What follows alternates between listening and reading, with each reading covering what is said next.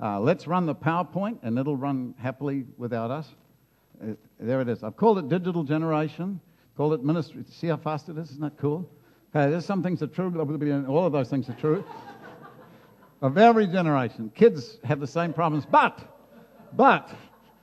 these are problems that are different from any generation in history. And what I've given you is, these are big ones. Highly visual. We're looking at something right now. Kids today is the first generation that's so highly visual. What this does, parents, is it means they are highly sensitive visually to what is false. If you're trying to live a life that isn't true, then you're not going to fool these kids. They're more sophisticated than you believe. It means that a life that they will respect is where you really are what you say you are. Second one, I told you it's fast, okay? They are comfortable with digital tools.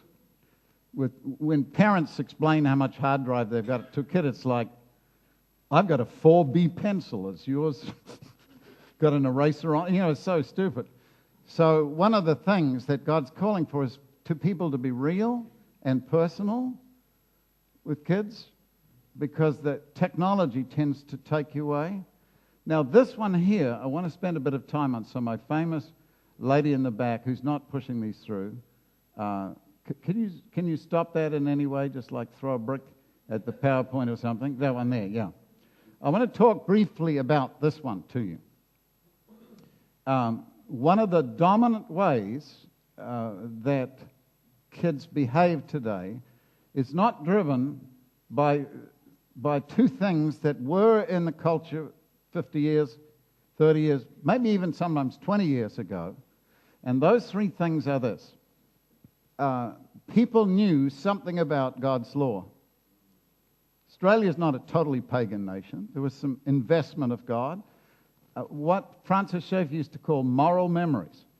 And he said, if a mother said, we'll say 30, 40 years ago, to her daughter on her first date with her ravishing boyfriend, if she said to her daughter, be careful, be good, the daughter might not listen during the night with her boyfriend, but at least you know what she was talking about.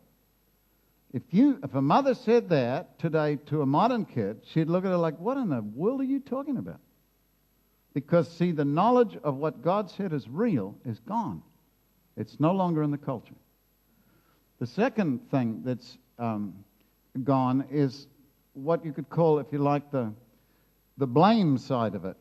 If you got pregnant in the old days, everybody went, oh, a stupid girl, or what a rotten guy. You know, there was a blame thing in the culture. That's gone now. You know why it's gone? Because people blame kids for everything. Everything's wrong with them, and what's the point? You're not going to listen to blame anymore. The one thing left that will hold kids in or make them do stuff of that trilogy is the last one, and that is shame. Now, in Eastern cultures, in Asia, for instance, shame is a very high thing. You screw up, it's not whether you do something wrong, it is whether or not you are embarrassed or it shames you or shames somebody else. And kids today will kill people because they haven't got the right shoes. The culture says you've got to buy these, these particular kind of shoes, and they cost like $500 or something, and all they can get is something from Kmart or the warehouse or something, and